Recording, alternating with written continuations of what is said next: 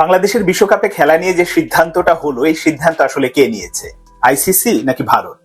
আপাত দৃষ্টিতে যে কেউ বলবেন যে আইসিসির সদস্য দেশগুলো উপস্থিত ছিল, সেখানে ভোটাভুটি হয়েছে, বাংলাদেশ ভোটে হেরে গেছে, সিদ্ধান্ত তো আইসিসি নিয়েছে। কিন্তু সিদ্ধান্তটা এসেছে ভারতের কাছ থেকে।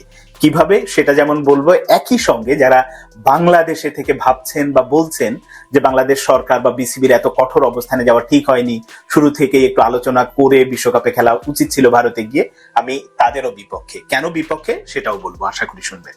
শুরুতেই বলি, আপনি কি ভেবেছিলেন যে আইসিসি শেষ পর্যন্ত বাংলাদেশের দাবি দাওয়া মেনে নেবে, মেনে নিয়ে বাংলাদেশের খেলাগুলো শ্রীলঙ্কায় দেবে? এইরকম যদি আশা করে থাকেন তাহলে অনেক বেশি আশাবাদী মানুষ আপনি।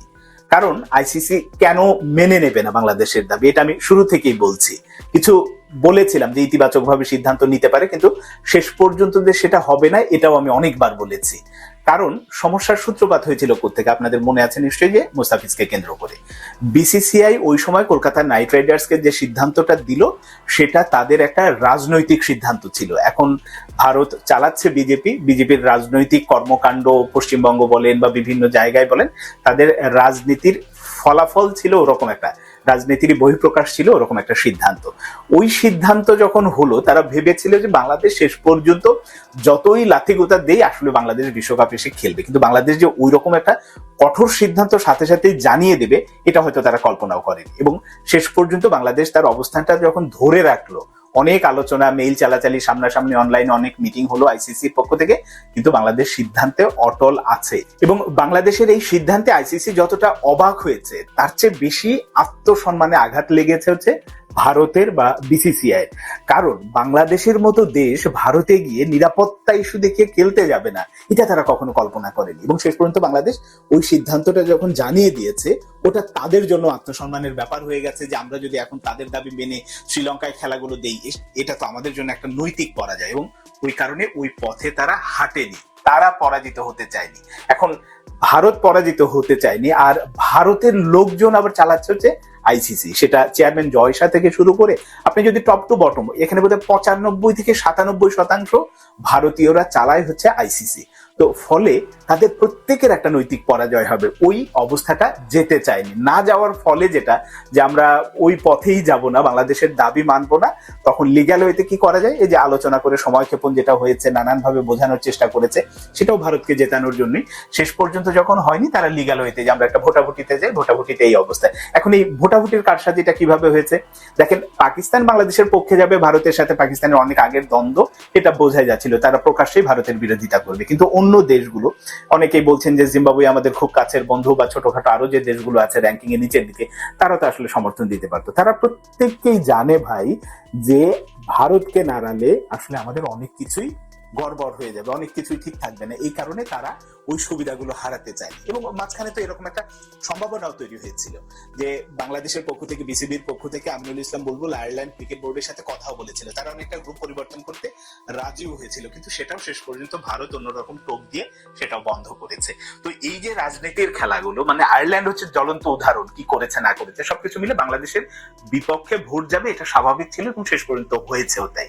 এখন আসে দ্বিতীয় প্রসঙ্গে, যারা বলছেন বাংলাদেশে থেকে, নিজেদের সমালোচনা করছেন যে ঠিক হয়নি বাংলাদেশ সরকার বা বিসিবির এত কঠোর অবস্থানে যাওয়া, ভারতের সাথে একটু আলোচনা করে পরিস্থিতি অন্যভাবে হ্যান্ডেল করে বিশ্বকাপে ভারতে খেলতে যাওয়া উচিত ছিল। আমি তাদেরকে বলি যে কখনো কখনো খেলাধুলার চেয়ে দেশের মান সম্মান, নিজের মান সম্মান অনেক বেশি জরুরি, অনেক বেশি মর্যাদার হয়ে পড়ে। এবং ওটা যদি আপনি বিকিয়ে দিতে চান, ওটা যদি আপনি ক্ষুণ্ণ করতে চান, তাহলে ভিন্ন কথা। এর আগে যেটা হয়েছে যে আমি এক গালে থাপ্পড় মেরেছে আর এক গাল পেতে দিয়েছি, ওই সময়ে যদি আবার ফিরে যেতে চান, ওইভাবে যদি নিজেকে আসলে উপস্থাপন করতে চান অন্যের সামনে, সেটা ভিন্ন কথা। সব দাবি সবকিছু যা বলেছে ঠিক আছে, আমরা গিয়ে বিশ্বকাপে খেললাম, আমি ওই নীতির পক্ষে না।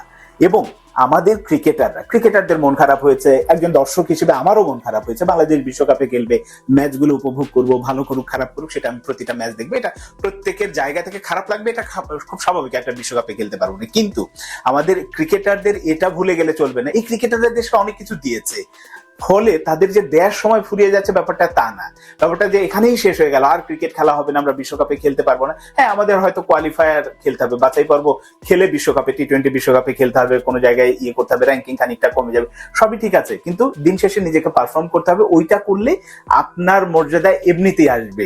কিন্তু এখান থেকে যে উপকারটা হলো, এই যে ভারত যে চাপিয়ে দেওয়ার সিদ্ধান্ত নেয়, বা অন্য আর একটা দেশও দেখলো যে বাংলাদেশ সিদ্ধান্ত নিতে পারে, বা বাংলাদেশ নিজের অবস্থানে স্থির থাকতে পারে, অন্যের কথায় বিচলিত হয় না, অন্যর কথায় চলে না। এই কারণে যেই সেটা ভারত হোক বা অন্য একটা রাষ্ট্র যখন বাংলাদেশ ক্রিকেটের বিরুদ্ধে কোনো সিদ্ধান্ত নিতে যাবে দুবার ভাববে।